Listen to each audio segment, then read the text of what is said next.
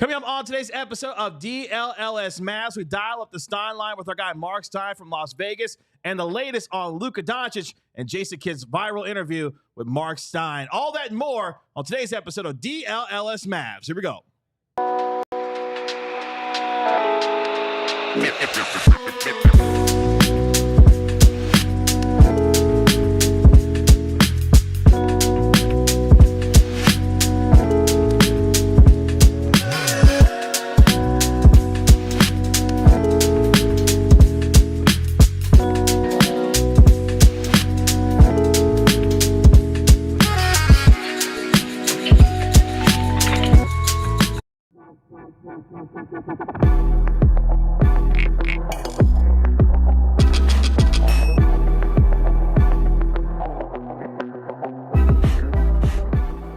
DLLS Mavs Nation, it's your man Kevin Grant alongside Mavericks insider Tim Cato, Mavericks analyst Bobby Carella, and our national and Mavericks NBA insider Marc Stein. We are DLLS Mavs, your favorite guys covering your favorite team every single day. You can find me on X at Kevin Gray Sports, at Tim_Cato, at Bobby Carella. You can always dial up the Stein line at the Stein line. Coming up on today's episode, Marc Stein live from Las Vegas as the Mavericks have the day off today with training camp, but still a lot to get to, including an update on Luka Doncic as he moves forward in Mavericks training camp. But before we get to anything on this terrific Thursday, gentlemen, Tim, Bobby, Marc Stein, what's going on, fellas?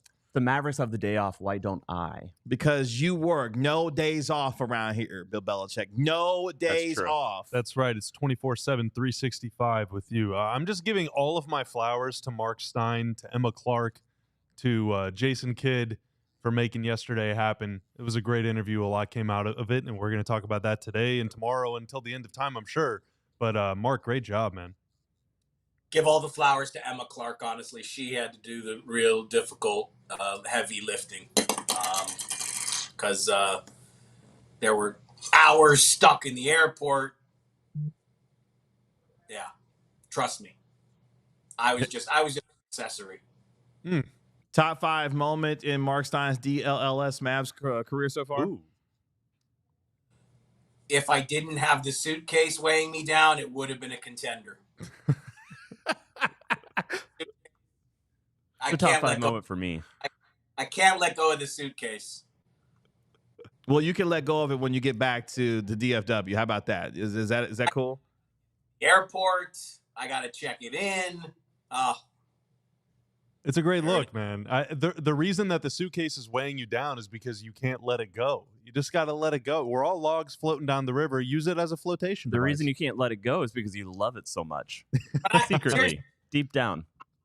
You know, I want you guys to react to the interview. It's weird for me to react to an interview I did. You guys tell me.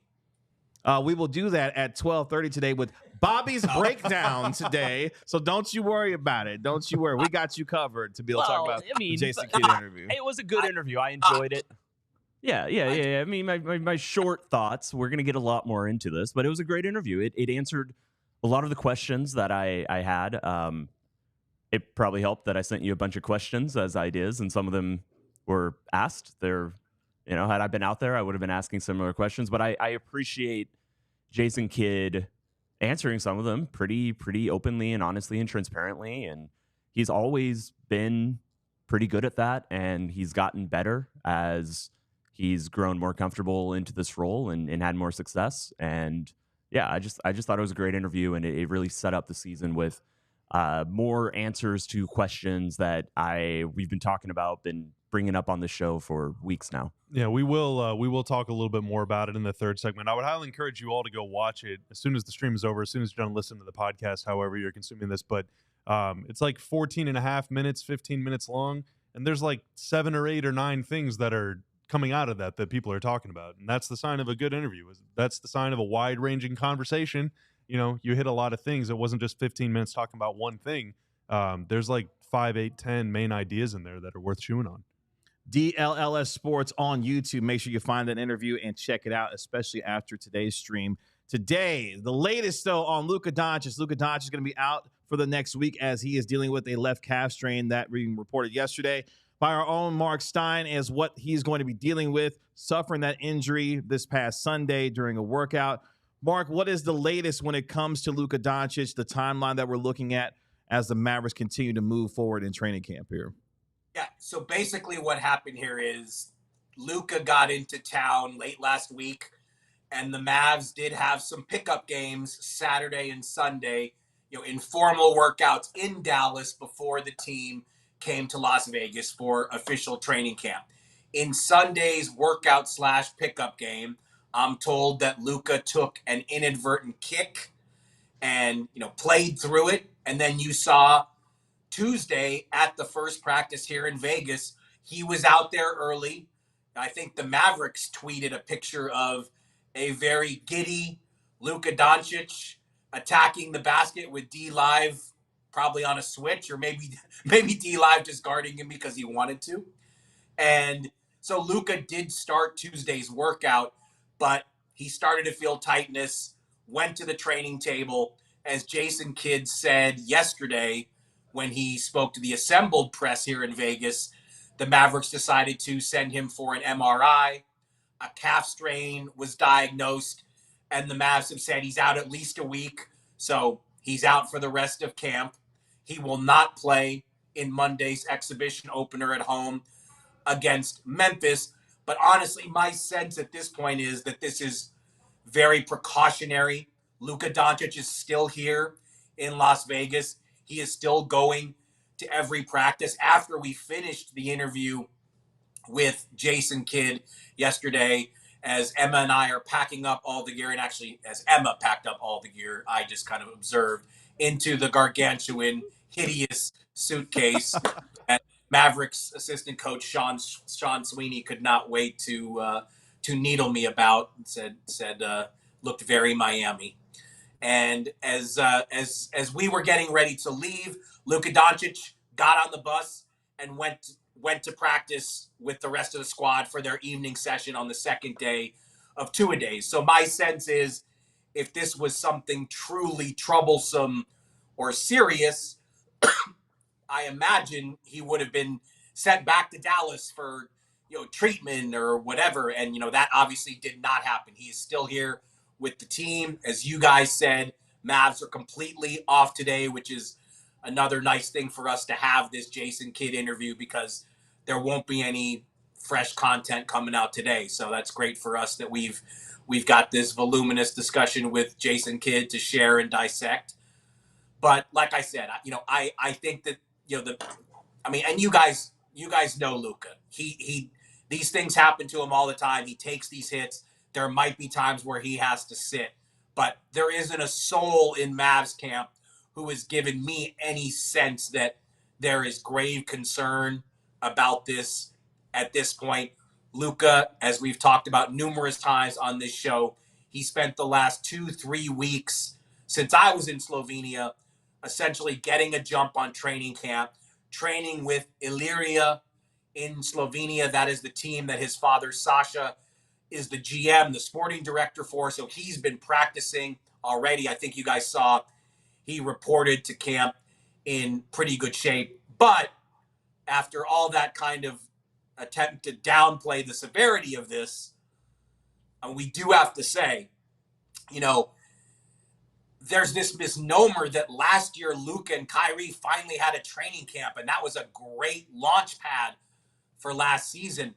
Remember, last October, they only got 7 minutes of court time, not even 7 minutes, before both Luka and Kyrie picked up injuries that severely limited their preparation before the season opener at San Antonio, and now it's happened again. Now, so what you're saying, Mark, is the Mavs are gonna go to the finals again. You're saying that. I did not make that leap. Oh, I'm just drawing from what you said. That's what I am saying is, now look, the urgency for them to have a camp together is obviously a lot less because they just had a great season together. And a year ago, that wasn't the case. A year ago, they were coming off a 5-11 record together when both were in uniform, and a team that didn't even make the playoffs. And it was a very bumpy start trying to do it on the fly. But I'm just kind of pointing all this out to say, yet again, this hope that the Mavericks would have this seamless training camp where their two main guys and now Klay Thompson get a lot of reps together. That's obviously not going to happen now. Well, Mark, I fired up the trade machine, so all I need you to tell me is which player kicked Luka, and we can get some trade proposals going. We can make sure this person gets shipped out of town. You know what I'm going to do? I am going to refrain from saying who it is because I need to confirm first. I've heard a rumble or two who issued the inadvertent kick.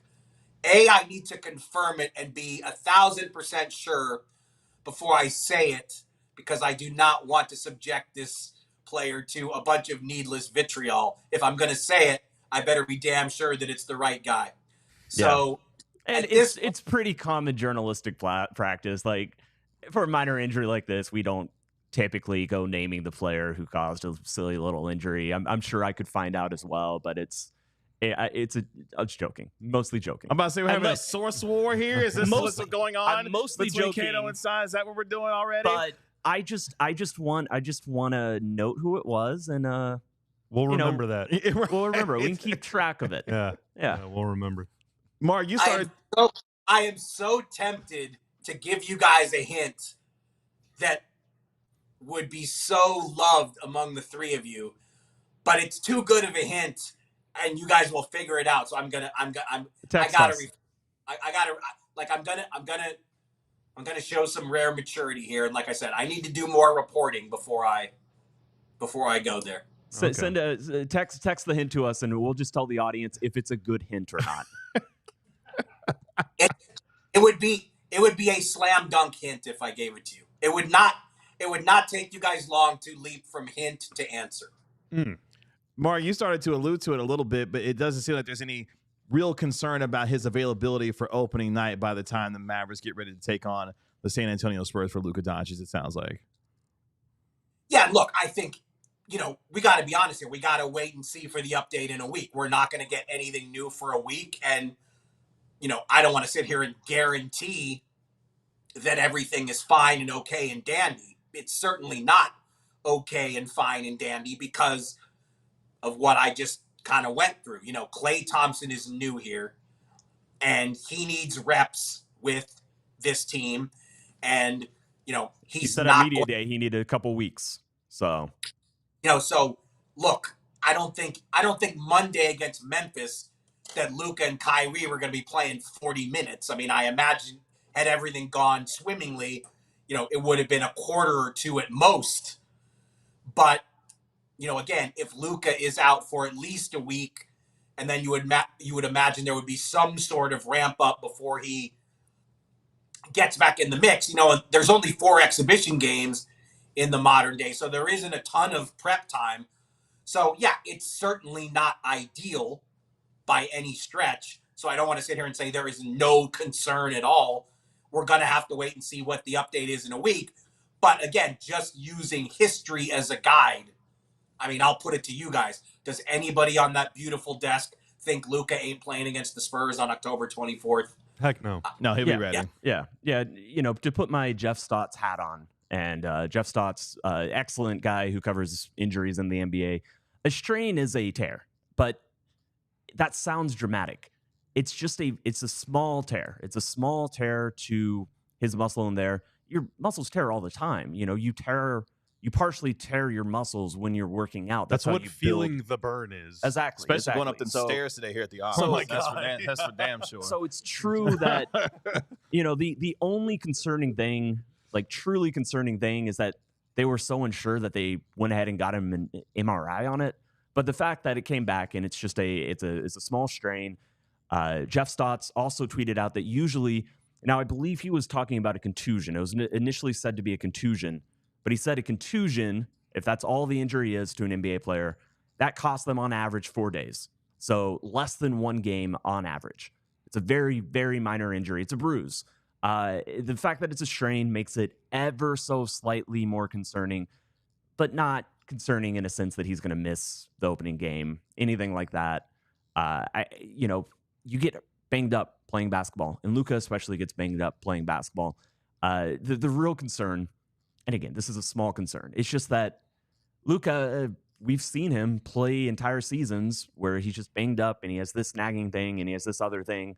And for that cycle to already start, like literally before media day had even begun, I would describe that probably for, in Luka's perspective, I would describe that as annoying. But that's the reality of being an NBA player. That's the reality of Luka and the way that he, has always played and in every season he's probably ever had pretty much for the Mavericks. So contusion is the word we should use. That's the official diagnosis. Okay. So, Okay. contusion is the word that should be used. Kid did say yesterday, he said strain, but he sometimes uses different words. He's also not a doctor. He said strain, so I guess that's what popped into my head. But the official listing is left calf contusion. So that is really what should be used because that's the official word. It's annoying, but it's not a big deal. That's my stance. Coming up here in just a moment, we'll dial up the Stein line here on DLLS Mavs. More from our National and Mavericks NBA insider, Marc Stein, as the Mavericks continue training camp, even with the day off today.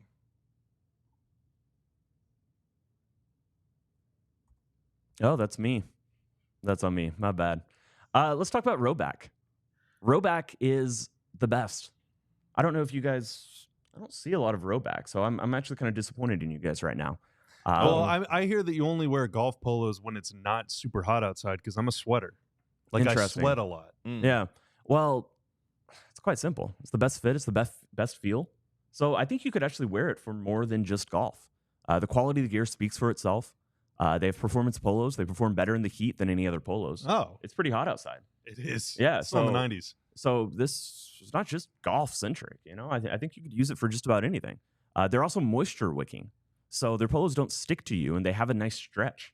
That seems pretty useful like I for said, a sweater. I'm a sweater. Yeah. They also have everyday shorts that are perfect for the combo for a day on the move or a day in a podcast studio. They look clean, but they use the comfort of an elastic waistband. So use the code DLLS20 for Roback.com for a generous 20% off your first order. That's spelled RHOBACK.com. That's 20% off all polos, hoodies, shorts with code DLLS20. Make sure to check them out, and they will have you ready for whatever travels or activities you have.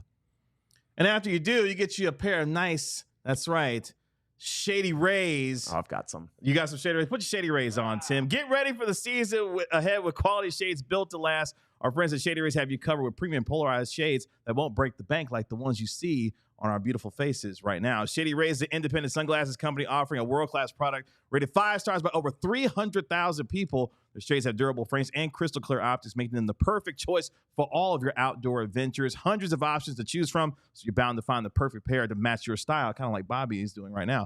They probably have a style in your favorite team's colors as well. As you can see, you can wear them during any of your activities, on the run, on the go. The fit, the clarity, and the style is fantastic. If your shades ever go missing or take an unexpected hit, don't sweat it. They have the most insane protection in all of eyewear. If you don't love your shades, exchange for a new pair or return worry-free within 30 days. Exclusively for our listeners, Shady Rays is giving out their best deal of the season. Head to shadyrays.com and use code DLLS for 35% off polarized sunglasses. Try for yourself the shades rated 5 stars by over 300,000 people. Shout out to Shady Rays. You can see in the reflection, too, just how bright these lights are. But you know what? When I put these bad boys on, it is like I can go eyes wide open. I'm not freaking out. I'm not like I'm pretty light sensitive, and this just makes it all better.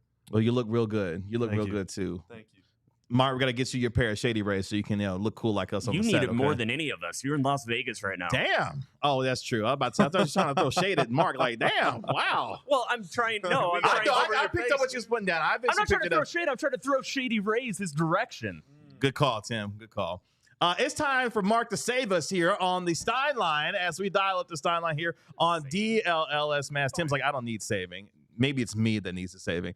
Mark, the latest news and notes from Las Vegas. Mavericks have the day off today.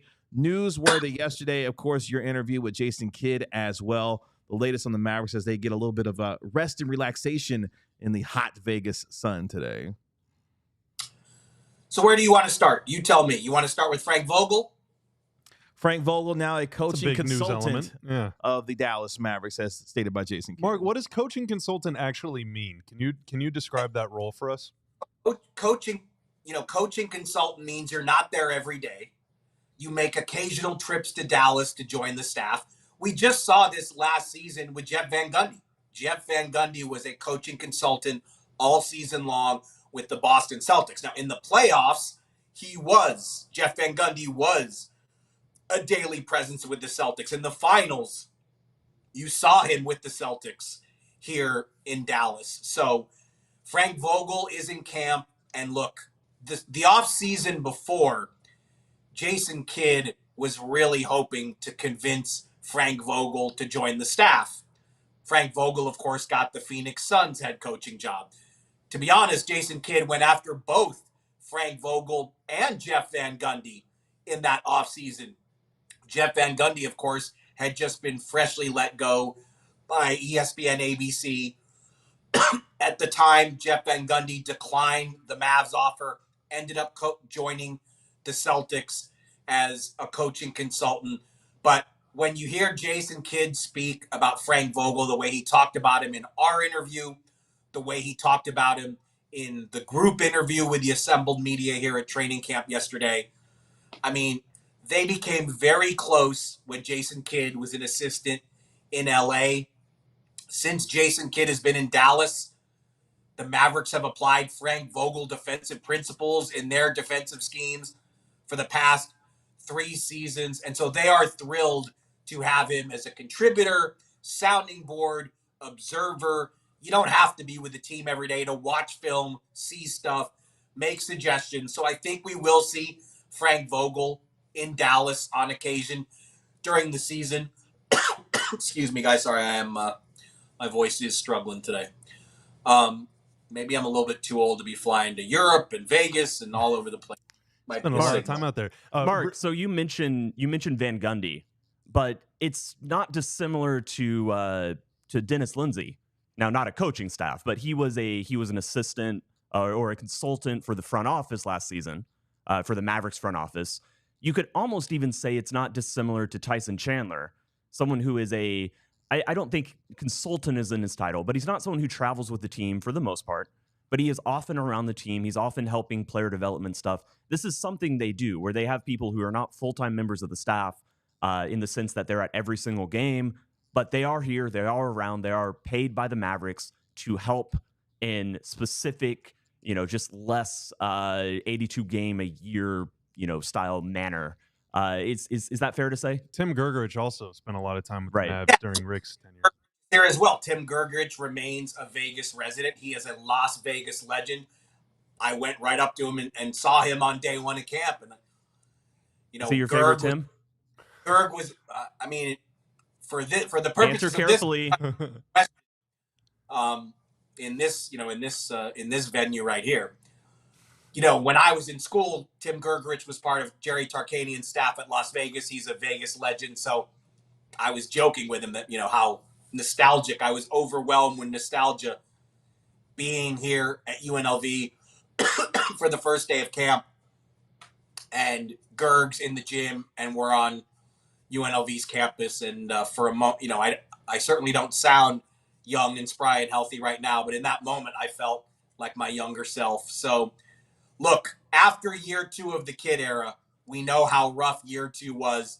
This team went from the Western Conference Finals to 11th in the West. They hired Dennis Lindsey as a consultant for the front office. And again, they were looking for a former head coach to join the staff. They went after both Frank Vogel and Jeff Van Gundy. At the time, they couldn't secure either one. But you just have to listen to Jason Kidd talk about how happy he is to have Frank Vogel here. He said it yesterday, and he was joking, but he wasn't joking when he said it took a lot of begging, and I'm really glad that Frank Vogel said yes. And just, another example, as we were leaving the scene of the interview yesterday, Frank Vogel walked to the bus with Kyrie Irving, and they were deep in conversation. So I think Frank Vogel, obviously he's been a head coach with 4 different teams. He's won a championship with the Lakers. He knows a lot. He commands a lot of respect. And a lot of people within the organization want to use him as a sounding board. When it comes to the injuries on this Mavericks team, Mark, what is the latest on Maxi Kleber and I was about to say Walker Kessler, and I kept practicing. Don't say Walker Kessler Edwards when it comes to him and the Mavericks. Yeah, Jason Kidd kind of sneaked that in there yesterday in his group media session that both Maxi Kleber and Kessler Edwards have ankle injuries. That means the Mavericks are already up to 3 injuries, and we're 2 days into practices. So this sucks, Mark. What the heck? It's over. All of these injuries happened before the team got to Las Vegas. Oh, okay. All right. I'm told the Edwards That doesn't injury make it better. happened. They're still injured. That's true. Yeah. The Edwards injury happened earlier in September. And poor Maxi Kleber, I was told repeatedly he has been in the gym for weeks. He looks fantastic. He was basically as ready to start an NBA season as he's ever been. And in that same Sunday scrimmage where Luka took the inadvertent kick, poor Maxi Kleber unknowingly steps on a teammate's foot and twists his ankle. Well, it sounds like he stepped on Luka's thigh. Ooh. Maybe both injuries happened at the same time. No. Okay. I know. Mark's like, let me do my damn job, okay? I got the reporting on over here in the Vegas stuff. Okay? I know who he stepped on too, but until I get 2 confirmations, I'm not saying that either. But it was not Luka. But just a bad luck, freakish twist. And again, now on one hand, I don't think the Mavs are too concerned because they know Moxie's game inside and out, and it's not like they need to know what kind of role he can fill. But it's just sad for him, just a bummer because, again, by all accounts, he was really looking good and really ready to dive into this season. Remember, Maxi Kleber and Isaiah Hartenstein, they were not on Germany's team that won the World Cup in the summer of 2023. And because Germany had such great success and those guys weren't on that team, they were not invited to be on the Olympic team. So I'm sure deep down, it was not easy for Maxi Kleber to watch his national team go to the Olympics and he wasn't there. But he instead just came to town, laser focused to get ready for the season ahead, and just a freakish ankle twist, which sucks. Anything else on your radar as the Mavericks have the day off today before they resume practice tomorrow? Give the old man a second to look at my notes because I think I did have one more thing. Actually, yes, I did want to touch on this as well. It's interesting. I think you guys remember I talked about this yesterday. Just massive crowd in this practice. It felt like a USAV practice. I'm pretty sure, I think Tim Cato has been to a USA practice in the past, so you know what it's like when... In Houston, Texas, for some reason. Yeah. The men's center they have a balcony overlooking the floor, and literally, I'm not exaggerating to say, I think there were at least 250 people at the Mavs' first practice. Wow. So there were a lot of onlookers. Now, obviously, NBA teams travel with much larger contingents than they used to. So the Mavs Yeah, traveling... when you say crowd, this is not a public crowd of fans. This is just people who were let in. It's just people who have been... A lot of UNLV people who are allowed to come in. But basically, the Mavs let in a lot of visitors, I guess, and there are invitees as well, from the Legends side of the thing. Ro Blackman, Sean Marion, Charlie Villanueva, Howard Isley, Devin Harris is here in his TV role. So there are a lot of ex-Mavs in town as well. Raymond Felton is here. I mean, Raymond Felton? A slew of ex-players I've seen. But like I said, there were just a lot of guests and at least 250 people in the gym for the Tuesday morning session and a like number really for the Wednesday morning session. And so in my old school thinking, I'm thinking, man, do the coaches and players really want this? Do you want this many people seeing your what are supposed to be closed door practices early in training camp? But kind of what I've been told, the messaging that's been, I think the coaching staff actually likes it because it's brought a little bit more energy to the gym, and these guys know they're being watched. And like I said, it just surprised me a little bit that the coaching staff has embraced this somewhat chaotic scene, more chaotic than I really remember from most of the training camps I've been to. The coaching staff has actually embraced it. They like it because it does kind of put the players on edge. Yeah, and this sounds more chaotic than a typical training camp or like more people in the gym, but especially early in the season, you'll see, say, a contingent of a college basketball team showing up, a few coaches, a few players from North Texas or SMU or the Dallas Wings. That's been a common occurrence early in the season for the Mavericks. And to your point, I don't know, that sounds like reasonable thinking, just kind of adding to the energy. Anything Dallas is installing right now, offense-wise, defense-wise, it's stuff that other teams are going to have on film by, the last preseason game, by the first game.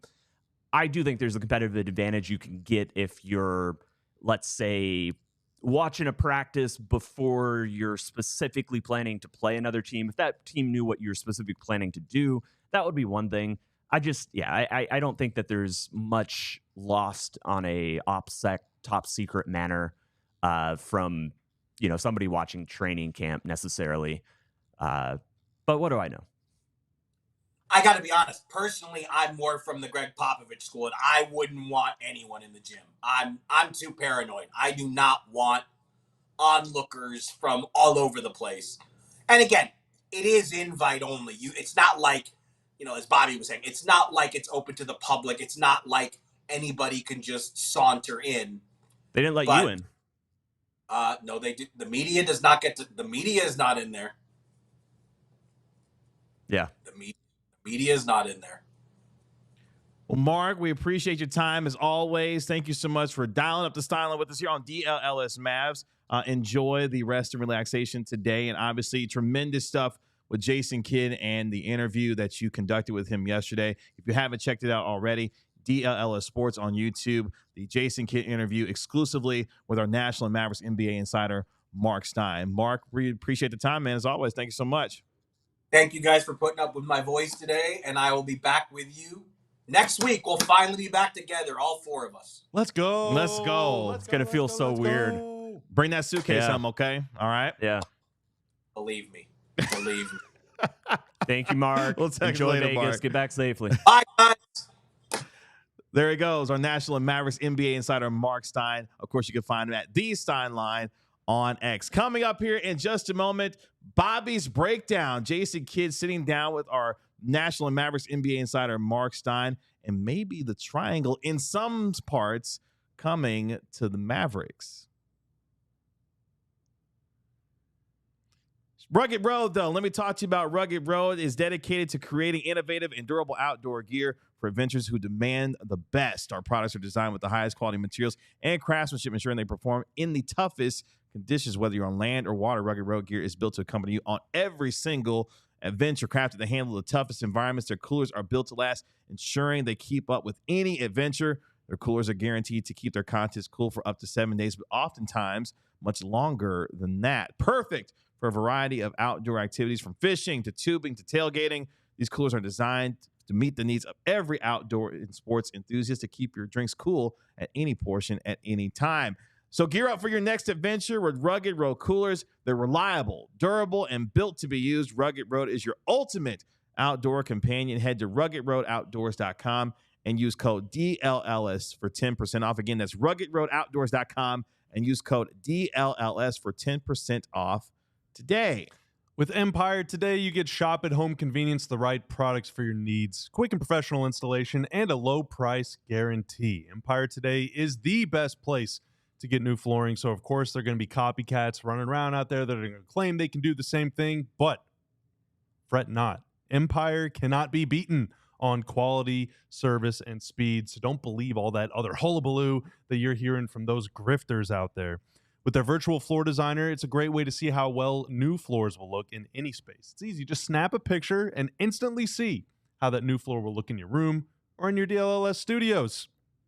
They service their own warranties as well, so if an issue does arise, hey, just call Empire. They service all warranties. Not that it would, but if it does, you don't got to worry. But it might not. They'll take care of it. You won't have to track down a manufacturer's phone number. They won't disappear. Yeah.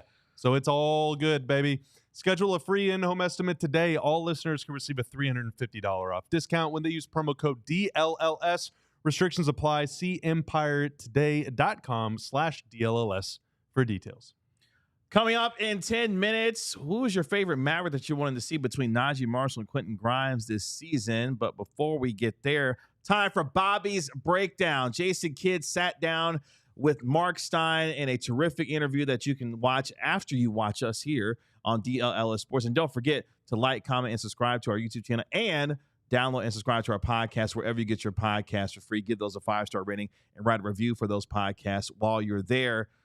Is the triangle offense potentially coming to Dallas? Here is Mavericks head coach Jason Kidd talking about the time that he spent with former Lakers head coach Phil Jackson and what that means for him as being a better coach. How much triangle are we going to see then? You're going to put some triangle in? We'll see. I think it would be great. I think we have some of the personnel to run some of the triangle and some version of the triangle to get guys in different positions to be able to be successful.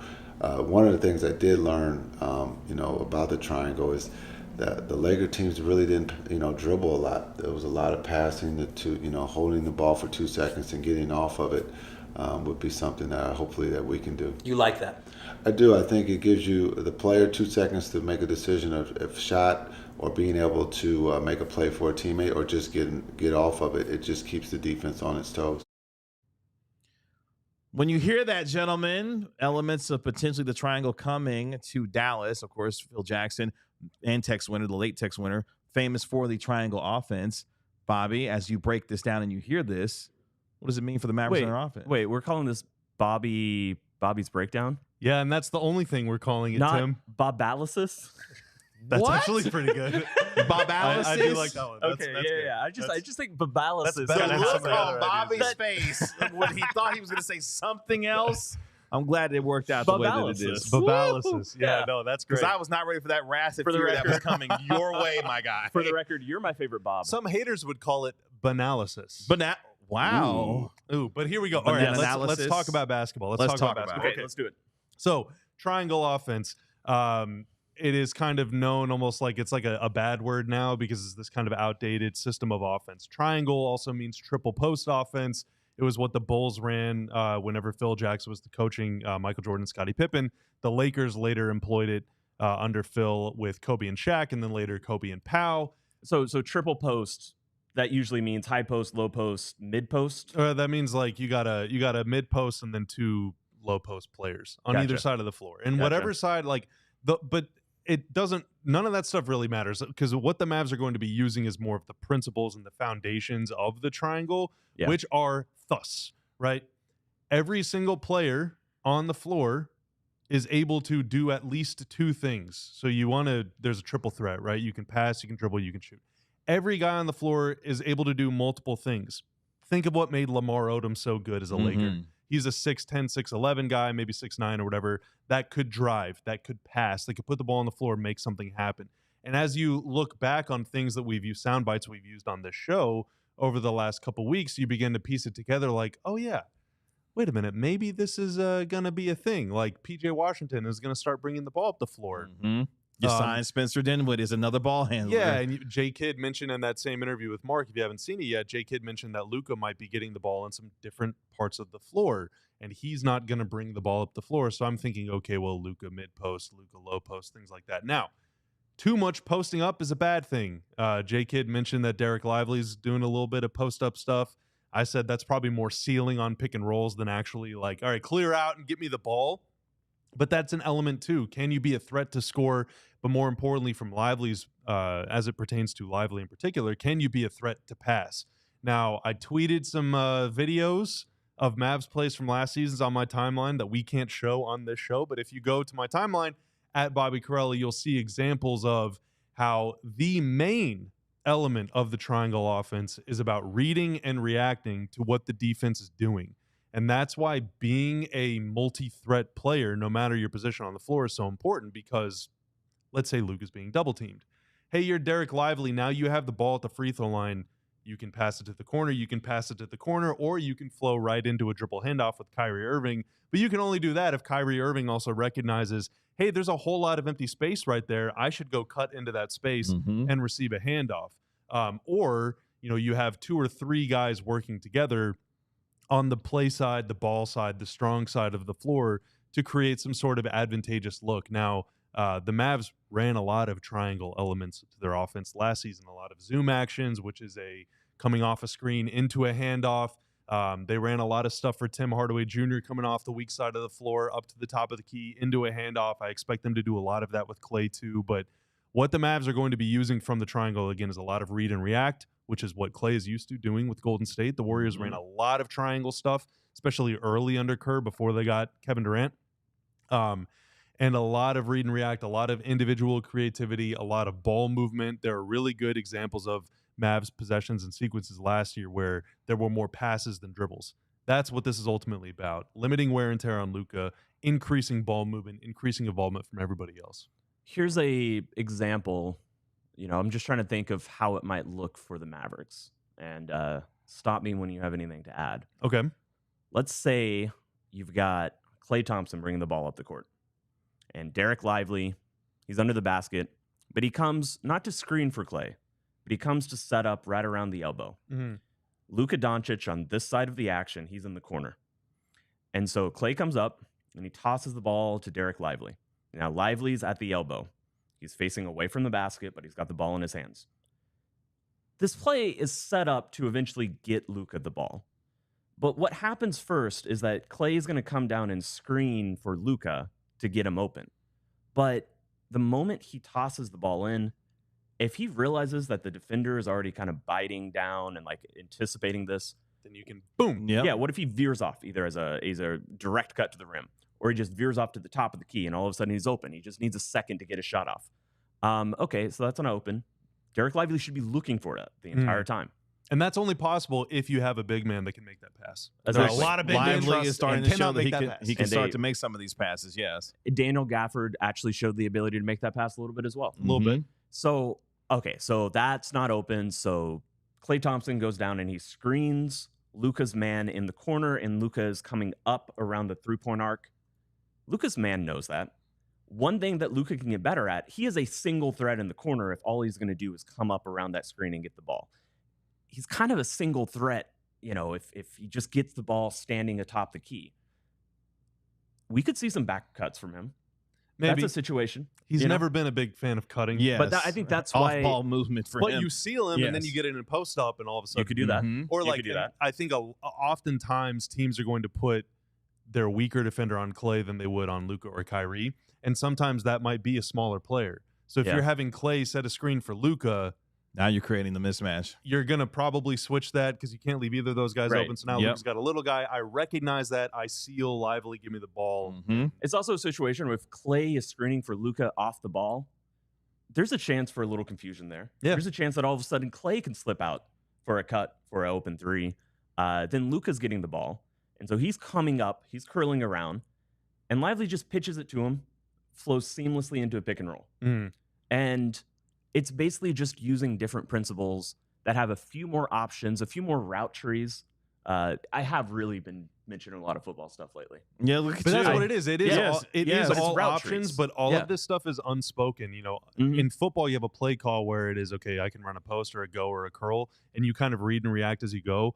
The triangle is more of a system. It is not you're never calling a play. That's the thing. And the Mavs you're don't reading like and reacting plays. to what the defense is presenting to you. You got to be able to make quick decisions within this offense. And that as takes well. 5 guys all making decisions, all without saying anything. And everyone has to be on the same page. And so it can be very difficult.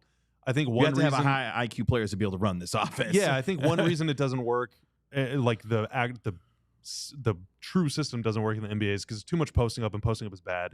Another reason is there are just not enough guys that can shoot and not enough guys that can pass, not enough guys that can dribble. Not everybody, but a lot of players are too specialized now. Like Dorian Finney-Smith is not as effective a playmaker or creator as a guy like Najee Marshall. Right. Najee Marshall is a Lamar Odom-ish kind of player, like a big guy that can put the ball on the floor, make something happen, pass a little bit, has a little bit of range. Like that kind of stuff can really introduce some dynamic elements into the offense. We can talk more about it though after the break if you want, because I do have a little more to say. Yeah, let's do that. More on that when it comes to Jason Kidd's interview with Marc Stein, including maybe some off-ball elements for Luka Doncic as well. First, let's talk about being a diehard. You go to alldlls.com/diehard. Here's what we're going to ask from you. We're going to ask for less than $7 a month. All right? That's it.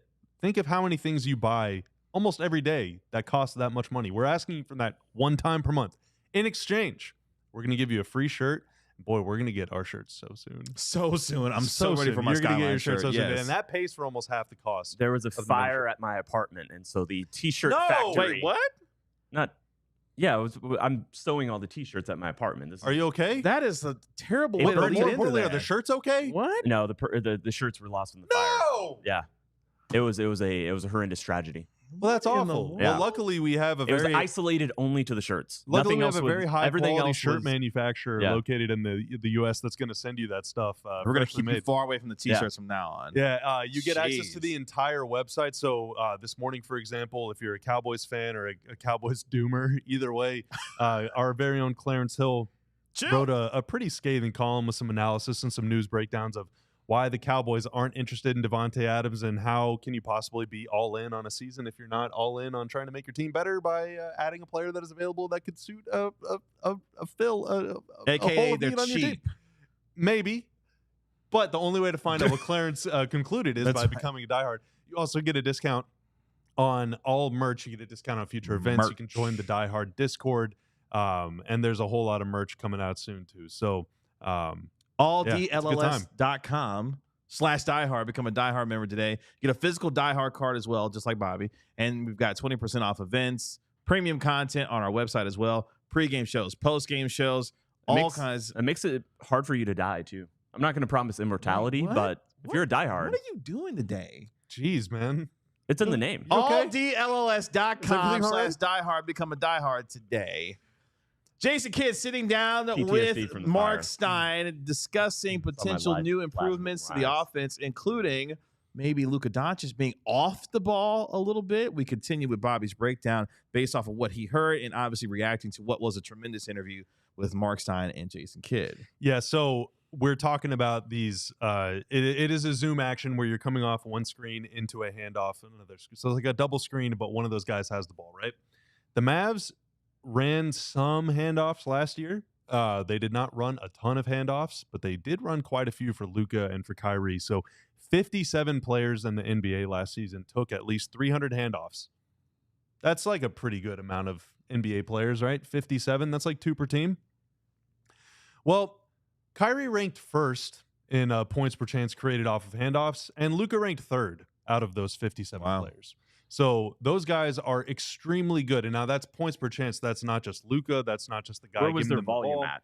So that's quality. That's the quality of the chances. Yes. So But they were Luka, not running as many as a lot of players. right? Luka ranked, I think, 19th in handoffs taken. Kyrie ranked, I believe, 35th. It's been a couple hours since I looked at those numbers, but it was somewhere in that area. This is something that Dallas did a lot more with Dwight Powell because it's a skill. Yes. Yeah, like being a good handoff guy. Mhm. Dwight Powell was always very, very good at that. Very It good. is in a lot of ways, it's the modern pick and roll. Mhm. You see more and more teams replacing straight pick and rolls with DHO actions because there's just so much more flexibility to it. If you've got a big who's really good at this, Yes. and Dwight Powell was very good at faking it one way and then leading the guy the other direction, or going through like multiple, fake it to one guy coming around and then he gets it to the next guy. Say what you want about Powell. He can handle the basketball. Yeah, whereas we saw Yeah. with Gafford and Lively, we saw multiple times throughout the playoff run, those Yes. guys getting the ball just ripped from them. Like they're looking this way, holding the ball Yes. back here. Mhm. So that's an area where Lively can improve. They have That's to like develop, a really interesting thing to watch Lively offensively, whether he can be better in that just better as a handoff guy, better as a decision maker with the ball in his hands. And why handoffs matter, or why they're so important, is because, like, okay, Luka, for example, Luka can't go 0 to 100 ever. He goes like 0 to 40, you know? So it's very difficult. Still slicing and dicing. And that's no Yeah. slight. Like, but it's just, Luka has to exert a lot of energy, and it takes a lot of time for him to break down his man, to create an angle, to use a screen, to get to the basket. Mm-hmm. Whereas if Luka's coming off one screen into a handoff, he's already moving. His defender is already in a disadvantageous position. Now Luka, all he has to do is catch the ball and go. Kyrie Irving is extremely quick, but teams usually put longer defenders on him, making it, again, more difficult to create a favorable driving lane. If Kyrie Irving is catching the ball on the move, again, you're solving that problem. Yeah. So a lot of movement can create a lot of chaos for the defense, and the Mavs' whole offense is designed around identifying mismatches. But again, the only way to run a handoff is if somebody else has the ball. Someone else has got to have the ball, which means sometimes, Luka, you're not going to bring the ball up the floor. Jason Kidd speaking to that very idea about Luka Doncic and taking some of that wear and tear off of him by allowing some other folks to maybe bring up the ball. Take a listen. You've told the story often that last offseason you went to him and said, hey, I think we need to play faster. You guys had that conversation, and he agreed.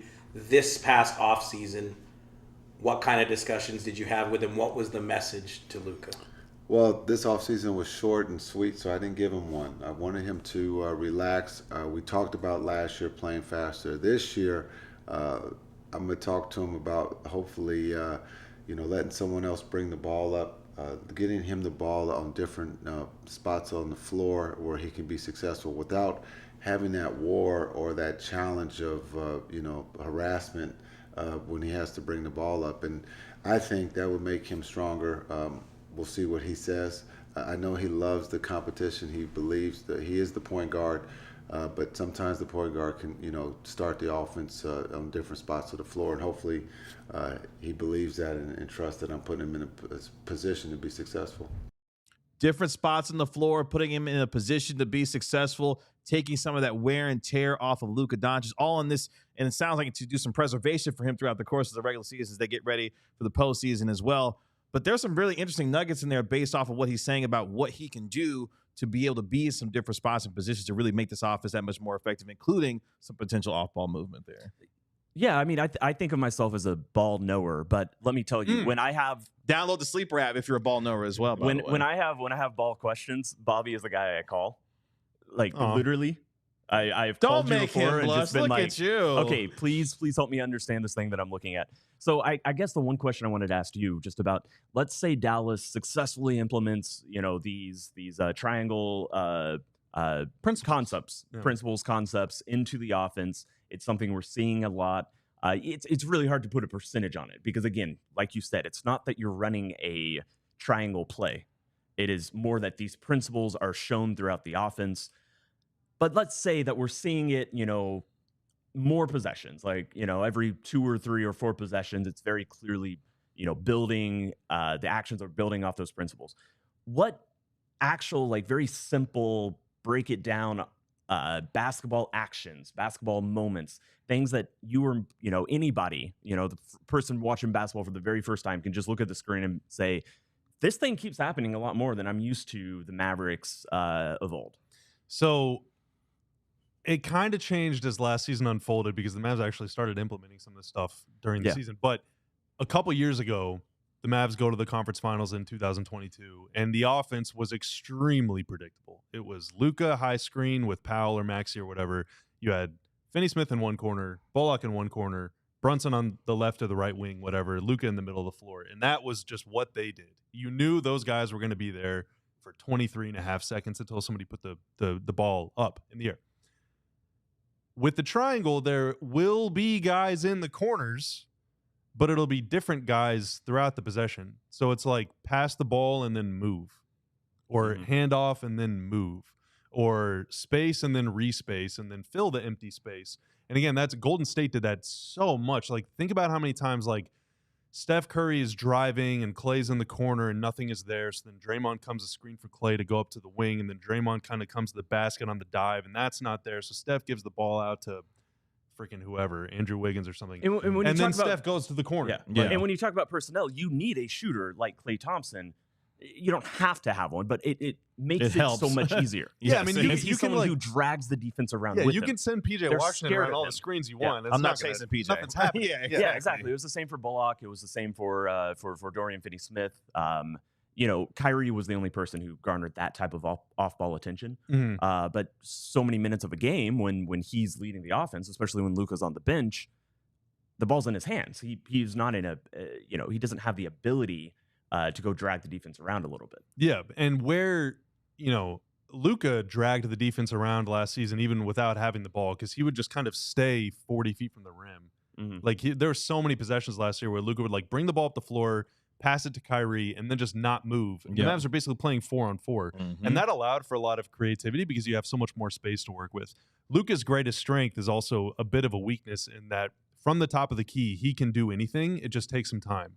So it's very difficult to run scripted plays with Luka trying to break down his man because you just don't know when he's going to do the thing. So like Yes. you're trying to choreograph all this stuff, but like it's always out of rhythm. Everyone's kind of moving to the beat of their own drum, right?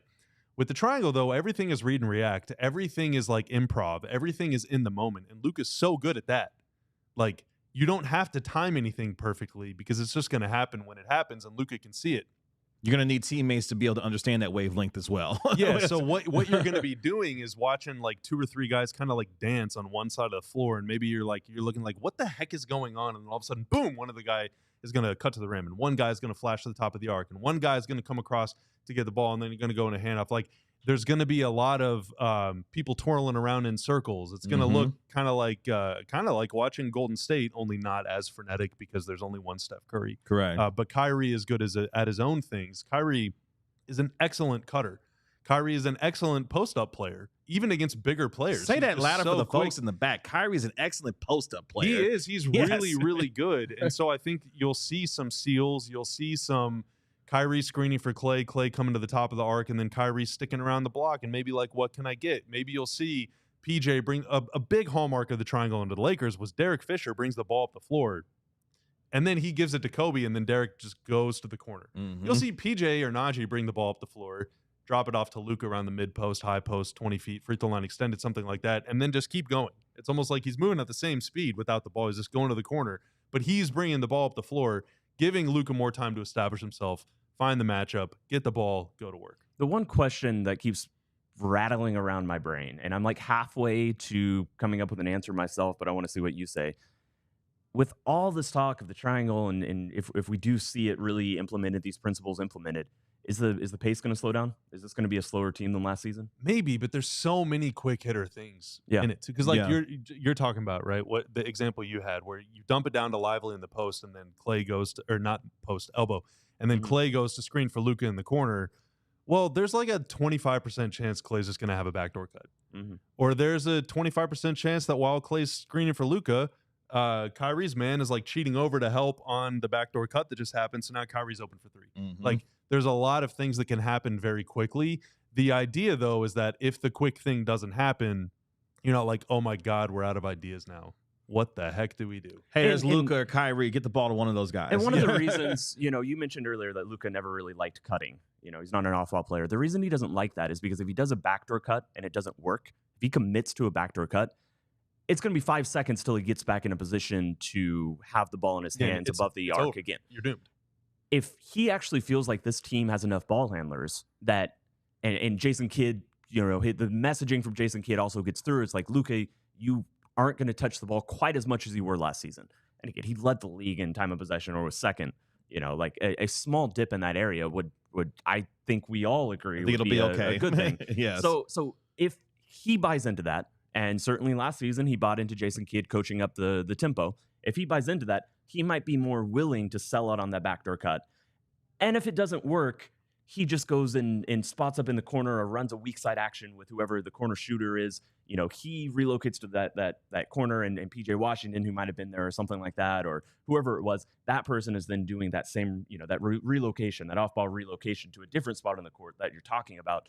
A lot of this is going to take Luka's buy-in, and that's the key. But we've seen him buy into something that for his first 5-6 years in the league.